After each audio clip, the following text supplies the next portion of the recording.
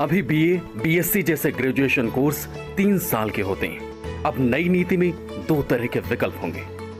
जो ग्रेजुएशन के बाद नौकरी करना चाहते हैं उन्हें 3 साल में ही डिग्री मिल जाएगी, लेकिन जो रिसर्च में जाना चाहते हैं उनके लिए ग्रेजुएशन 4 साल का होगा। फिर 1 साल पोस्ट ग्रेजुएशन और 4 साल का पीएचडी, एमफिल की जरूरत नहीं होगी। हायर एजुकेशन में मल्टीपल एंट्री एंड एग्जिट का ऑप्शन रहेगा।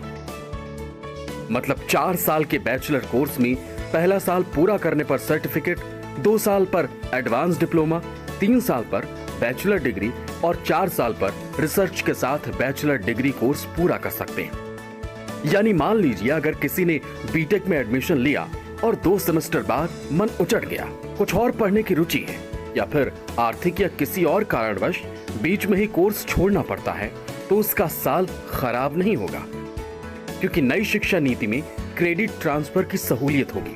डिजिटल स्तर पर एकेडमिक बैंक ऑफ क्रेडिट बनाया जाएगा, जिससे फायदा ये होगा कि अगर कोर्स पूरा नहीं किया लेकिन जितना किया उसका क्रेडिट आपको मिल जाएगा। कहीं और एडमिशन लेने के लिए ये रिकॉर्ड कंसीडर किया जाएगा। सिस्टम में लचीलापन बहुत रहेगा, बच्चे को छूट रहेगी। बच्चा कभी कभी बीच में छोड़ के चला जाता था तो उसके हाथ कोई कागज नहीं रहता था कि हम कुछ पढ़े हैं, अब उसको सर्टिफिकेट या डिप्लोमा मिलेगा। यह भी एक वंदनीय बात है। ये सारी अच्छी चीजें इसमें जड़ी हुई हैं।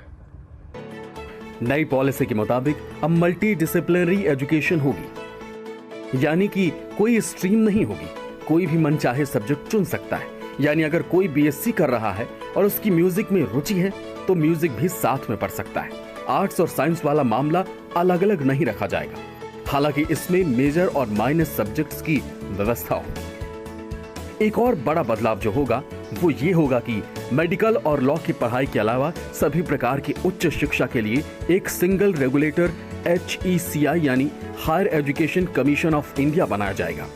NAT यानी नेशनल टेस्टिंग एजेंसी सभी यूनिवर्सिटी में एक प्रवेश परीक्षा कराएगी, जिससे स्टूडेंट्स का समय और पैसा दोनों बचेगा। प्राइवेट यूनिवर्सिटी और गवर्नमेंट यूनिवर्सिटी में पढ़ाई के मानक एक ही होंगे।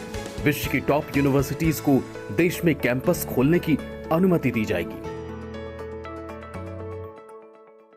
नई शिक्षा नीति जल्दी ही लागू होनी चाहिए, लेकिन एक प्रोसेस है। ये अभी एक पॉलिसी अप्रूव हुई है, उसके बाद इसकी गाइडलाइंस और इसको अडॉप्ट किया जाएगा और धीरे धीरे ये पूरे देश में